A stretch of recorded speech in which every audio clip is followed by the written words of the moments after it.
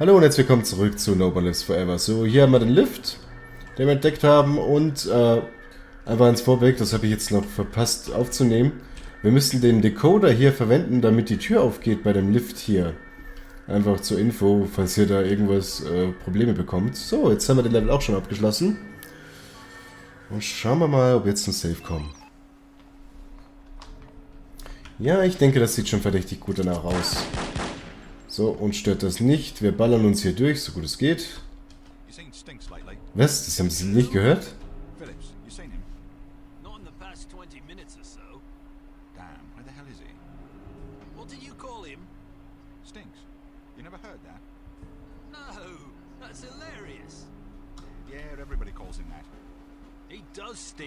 Anybody who smokes that many cigarettes a day definitely needs to bathe more than once a week. I hate to see the bathwater when it gets out. Probably looks like an oil slick. Stinks. That's just so perfect. Ja, glaube ich auch.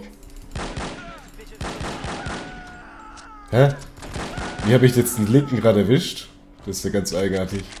So, ich hoffe... Oh doch, es gibt Kameras. Und gibt Alarm. Oh nein. Oh, und Lärm. Oh, um meine Ohren. Oh, verdammt.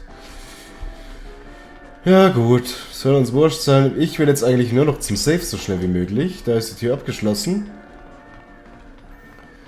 Oh.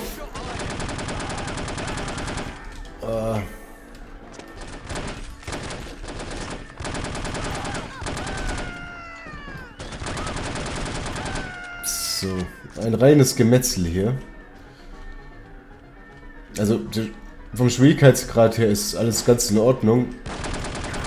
Aber natürlich, was soll ich sagen? Oh, wir müssen wohl nochmal etwas dekodieren. Oh, Strom.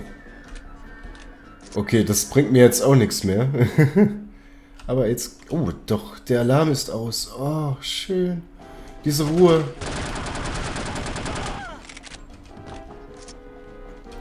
Ja, wegen Schwierigkeitsgrad. Es wird nicht schwerer, aber es kommen einfach massiv mehr Leute, was eigentlich nur bedeutet, dass es mehr Action gibt. Oh, und jetzt, wo ich es verschreie, bin ich schon mit der Lebensenergie ziemlich im Argen. Aber ich denke, wir werden schon irgendwo noch... Ja, genau, da hinten sehen wir schon eine neue Rüstung. Sensationell. Was haben wir hier noch? Intelligence. Okay. Pandas. Gehen wir mal hoch. Oben ist immer gut, würde ich meinen. So. Ne, hier ist erstmal nichts. Hier auch nicht. Ich denke eh wieder, dass es irgendein Geheimgang sein wird. Wie beim anderen Büro.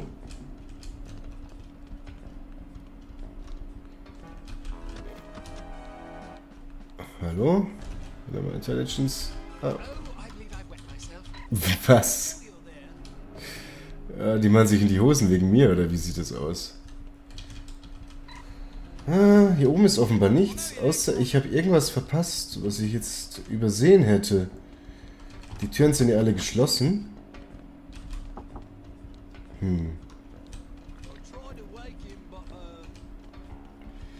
Ja gut, dann gehen wir nochmal runter, würde ich meinen. Vielleicht kann man von unten irgendwas öffnen, was hier oben dann ist. Ich denke mal, das wird schon einen Grund haben, dass hier eine Treppe hoch ist. Einfach alles geschlossen. Kann ich mir nicht vorstellen. Einfach mal alle Türen versuchen, die wir haben. Der stand da schön rum.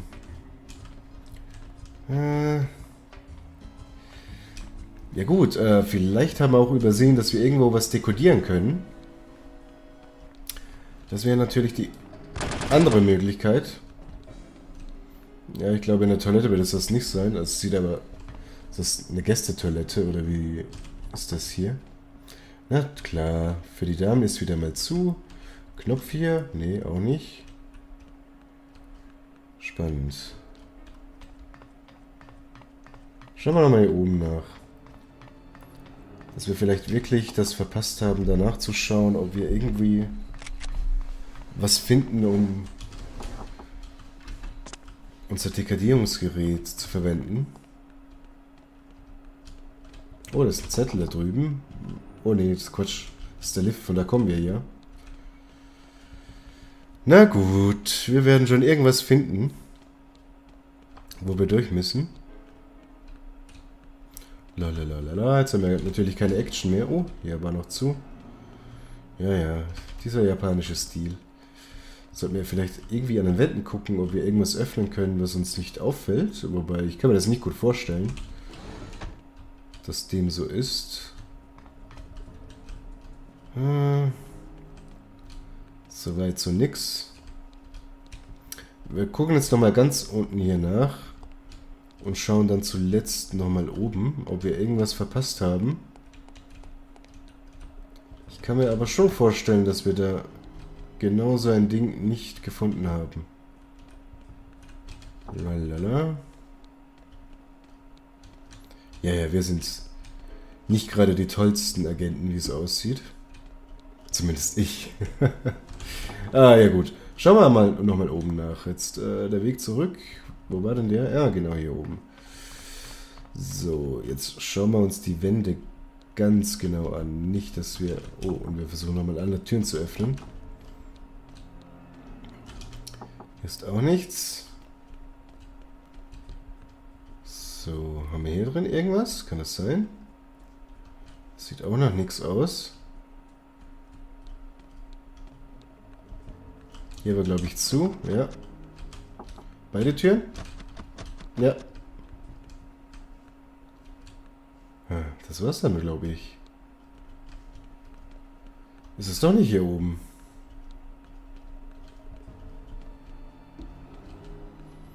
Sehr verwirrend. Irgendwas haben wir übersehen. Aber was? Aber was?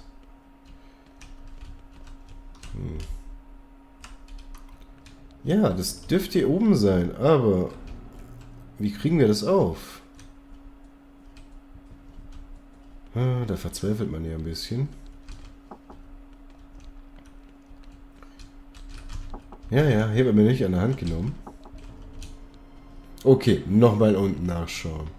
Haben wir irgendwas verpasst? Haben wir irgendwas nicht gesehen? Oder...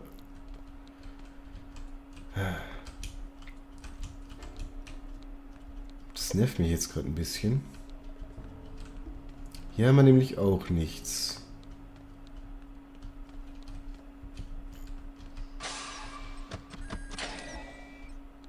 Gehen wir nochmal in den Security-Raum hier. Schau nach, ob hier irgendwas ist. Aber das kann ich mir nicht vorstellen, sonst wäre hier nicht das Dekodierungsgerät.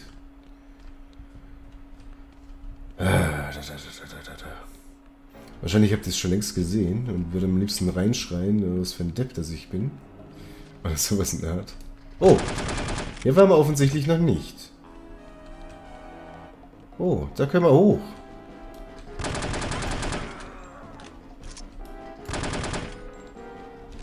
Interessant. Hier drin, von hier sind wir gekommen. Okay. Das sieht schon viel besser aus.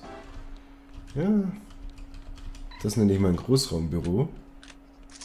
Dass man wirklich gar nichts mehr findet. Ja, ich denke mal, dann sind wir jetzt gleich mal an unserem Ziel. Hoffe ich zumindest. Ich will ja nichts verschreien. Oh. Ach. Wenn der so lieb ist, dann lassen wir den lieber.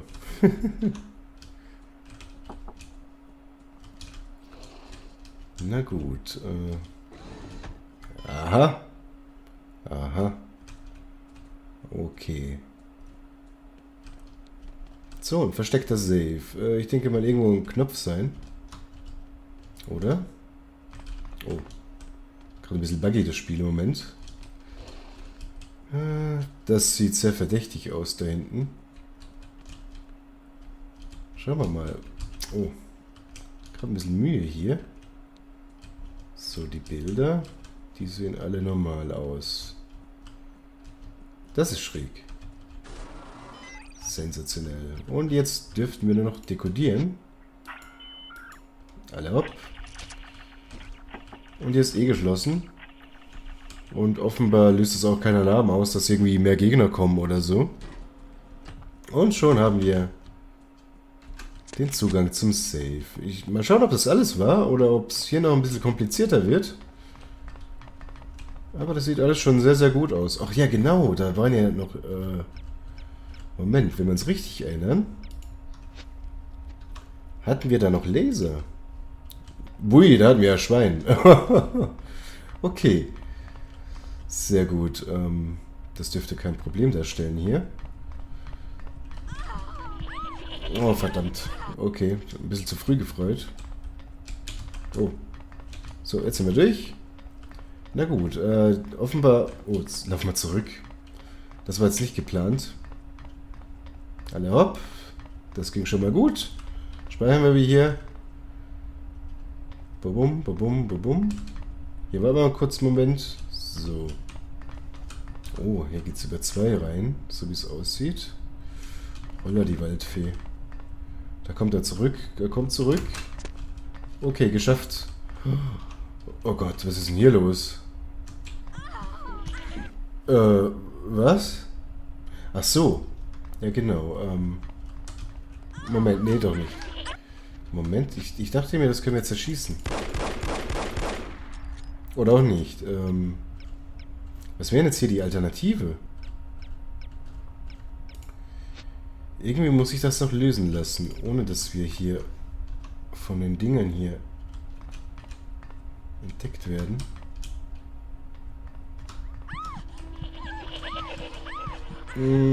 Schauen wir uns kurz um, bevor wir sterben.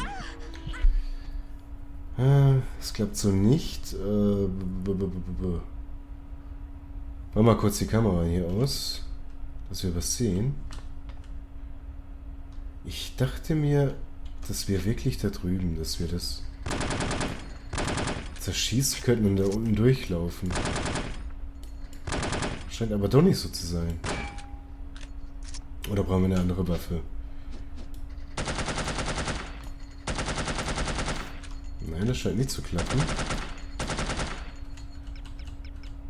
Ich kann mir nicht vorstellen, dass das irgendwie lösbar ist, indem wir durchlaufen. Also das sieht ja viel zu krass aus.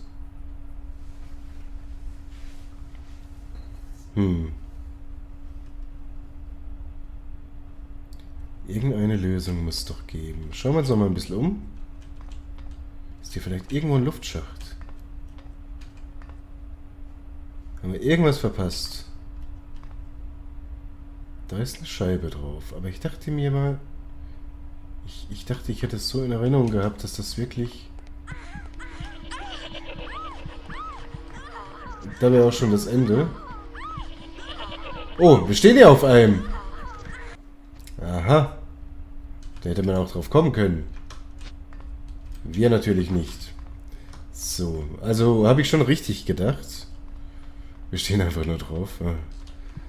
Hä? Moment. Was war denn das jetzt gerade? Verdammt, das wollte ich jetzt nicht. Ist hier unten auch ein Laser?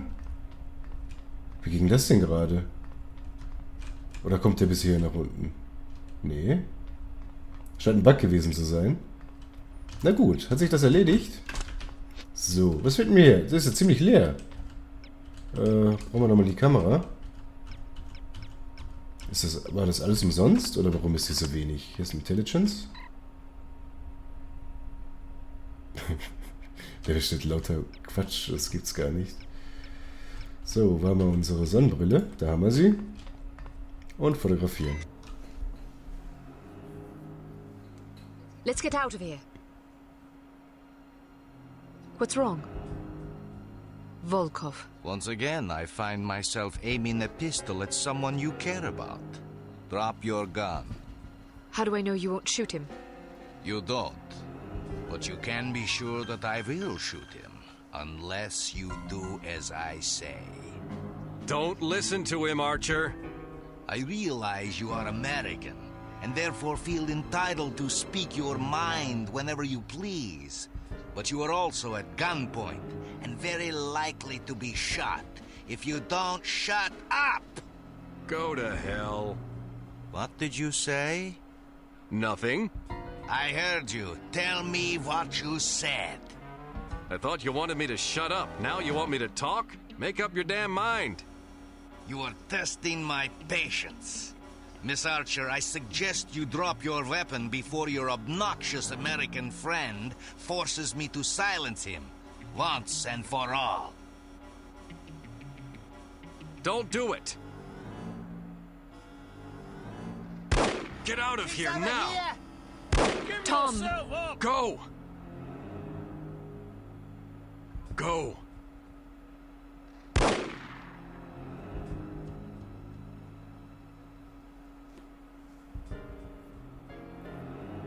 After her! I hope you are pleased.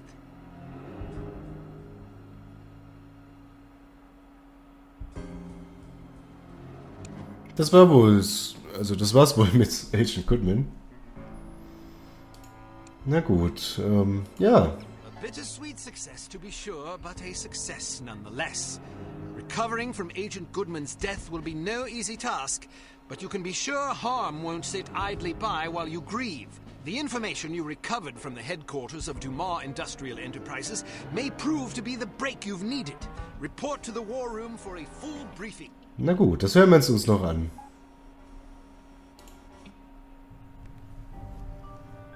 Go! Tom! Get out of here now!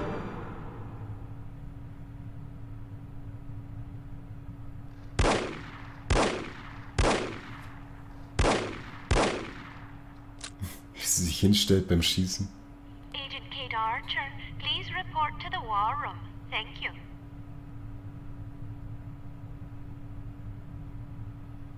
Ach, diese Mode. Unglaublich.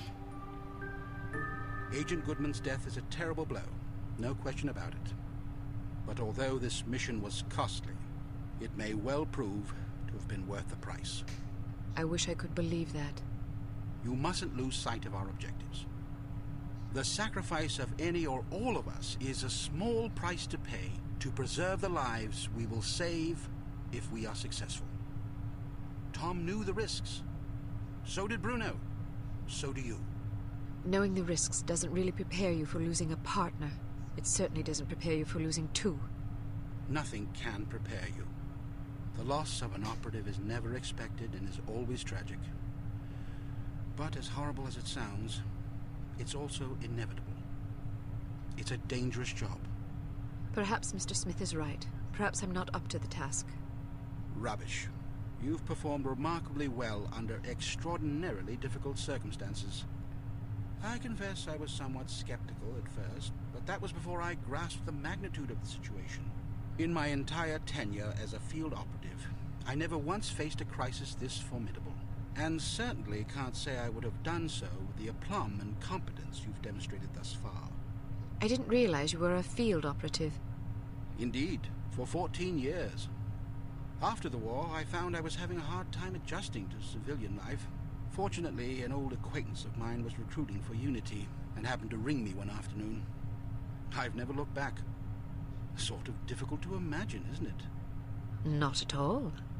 You flatter me. Anyhow, let's have no more self-pity. What do you say? Yes, sir. So before you served on the committee, you and Bruno were colleagues. And friends. Did you ever work together on an assignment? Frequently. We lost track of how many times we'd saved each other's lives. And you still believe he was capable of treason? In my heart? No. Intellectually? I don't quite know what to believe. No question about it. He was always a steadfast, resourceful fellow. But the history books are full of patriots turned traitors. There's no telling what a man is capable of, given the appropriate temptations. I know what I believe. I admire your conviction, and I pray you're right. Ah, Mr. Smith, I hope you have some good news. Good news would be that we hadn't lost another valuable agent on this mission. What news do we have? Well, our analysis of Agent Archer's photographs is complete. And? We have a possible lead on Dr. Schenker's whereabouts. I think we can classify that as good news. As I said, it's all relative. This harm situation isn't the only crisis in the world, and we're fast running out of competent field agents. Then suppose you get to the point and tell us what we know about Dr. Schenker so we can go fetch him. It's somewhat speculative at this point, but it's possible that Harm is keeping him at a secret underground research facility in North America. We don't know the exact location of this facility, but thanks to the files Archer photographed, we know it exists, apparently in the vicinity of a lumberyard in western Washington state. It seems the site is being supplied by an American Railways passenger train. Records and research has dug up evidence of various trains making unscheduled stops in the area over the past 3 weeks. At regular intervals? Indeed. Probably to drop off supplies and personnel. We're certain that at least one American Railways engineer is on the Harm payroll, although several individuals may be involved. We're looking into it. What's my assignment? Phase 1 will be to apprehend the engineer or engineers in question so that we can interrogate them. Once you're aboard the train... How exactly am I to get aboard? We'll smuggle you into the galley car. Lovely. Anyhow, once you're aboard, you will meet with a contact who will tell you precisely whom you'll need to detain. It is safe to presume that other Harm personnel will be aboard the train, so subtlety is advisable. Needless to say, seizing the conspirators will prevent the train from making its stop, so you'll have to be sure to detrain at the appropriate time. Well, after falling out of an airplane, I suppose jumping off a moving train can't be that bad. That won't be necessary.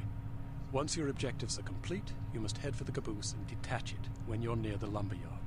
We'll have an agent in place to switch the track and reroute you to an unused depot behind the lumberyard. This area is not likely to be heavily guarded, so you shouldn't have much difficulty getting through. If all goes according to plan, you will rendezvous with another undercover agent who will, we hope, have information that should help you locate the underground base. Then I grab Dr. Schenker and get the hell out. Precisely. We'll have a helicopter nearby awaiting your signal. Your flight departs in 1 hour, so if you need to stop by the toy shop, now's the time. Understood. Thank you for putting things in perspective for me, sir. I promise you I will do everything in my power to destroy Harm. Archer? Sir? Don't let anger cloud your judgment. Revenge is an understandable impulse, but it is also a contemptible one. Our job is not to avenge, but to protect. I can't just shut off my feelings like a tap. No, but you can bridle them and use them to fuel your resolve. Destroy Harm, but do it to save innocent lives, not to retaliate for those already lost. The moment you give in to wrath, you become as reprehensible as the monsters we're hunting. Clearly, we are all called upon to take lives from time to time, but we must neither relish it nor agonize over it. It is a duty, plain and simple. Not a pleasant one, but often a necessary one. I'll do my best, sir. I have absolute confidence that you will. There was one more thing, although I'm not sure how important it is. According to one of the documents Archer photographed, it seems the Baron's wife changed her surname some time ago. Really? So her maiden name isn't McLean? It's Farnsworth. Felicity Farnsworth? Are you quite sure? Positive. Do you know of her? Aye, that I do. When she was 8 years old, her father, a wealthy banker, was involved in a nasty public scandal involving unmentionable acts with a 12-year-old boy. How dreadful. Mr. Farnsworth committed suicide shortly thereafter. Felicity and her mother, by all accounts a vapid socialite, were ruthlessly ostracized by their peers. Guilt by association, presumably. Furthermore, rather than inheriting the fortune she expected, Mrs. Farnsworth discovered that her late husband had left the family in inescapable debt. She went quite mad. Several days after being institutionalized, she hung herself. My word, that poor child. Felicity fell into the custody of an elderly aunt whose lifestyle was apparently rather more severe than she was accustomed to. About a year later, the aunt took a fatal tumble down the stairs. Foul play? No mention was ever made. What happened to the girl? She ended up with a foster family where she remained until she was 14. One night she went out her bedroom window and was never seen again. Or at least no one recognized her. Astonishing. Where did you learn so much about her? I studied her. Come again? I believe I first read about her in a gossip column. I was intrigued by the similarities in our background, so I dug deeper. What similarities? Well, we both came from wealthy families. We were both orphaned at a relatively early age. Our fathers both killed themselves, although for very different reasons. We were both plunged into undesirable circumstances and resorted to rather desperate measures to survive. I found it quite uncanny at the time, although in retrospect I think we had less in common than I once believed. Adversity is the truest test of character. The strong are strengthened by it, the weak made weaker. It sounds like this Baroness didn't have the wherewithal to cope with her misfortunes. It's a common trend among terrorists and bullies that they imagine themselves persecuted by fate and therefore feel justified in harming others. You're frothing. Sorry, I get carried away. She's involved somehow. The Baroness? Upon what unimpeachable evidence are you basing that supposition? I just have a feeling. Ah, then the case is as good as closed. I don't expect you to believe me, but I'll count on you to say something smug if I'm right. It's virtually guaranteed. I'm not smug. Acerbic, perhaps, maybe even sardonic, but not smug. Okay, sure. Whatever you need to tell yourself. I have to agree with her, Smith. Don't either of you have work to do? Aye, sir. Off I go. Good luck. Ja gut, ja, wie sich herausstellt, könnte die Baroness irgendwas damit zu tun haben. Und damit, ja, pausieren wir jetzt erstmal und dann sehen wir uns das nächste Mal wieder. Ich danke euch fürs Zusehen und bis bald. Tschüss.